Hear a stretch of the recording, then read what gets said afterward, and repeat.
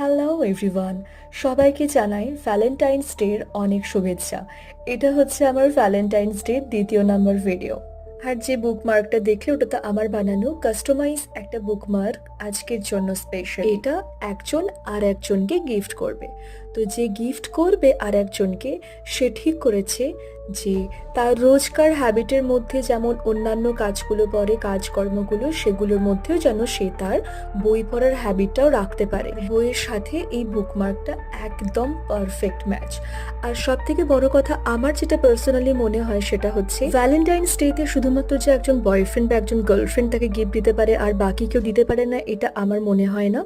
তোমার যদি কোনো কাছের বন্ধু বান্ধব থাকে, তোমার যদি কোনো বেস্ট ফ্রেন্ড থাকে, তুমি যাকে ভালোবাসো, তাদেরকেও এই ধরনের গিফট দিতে পারো, তাদেরও খুব ভালো লাগবে। হয়তো আমার এই কথাটা অনেকের ঠিক বা অনেকের ভুল মনে হতে পারে, বাট আমার যেটা মনে হয় আমি সেটাই বললাম। যাই হোক, আজকের দিন খুব ভালো করে কাটাও।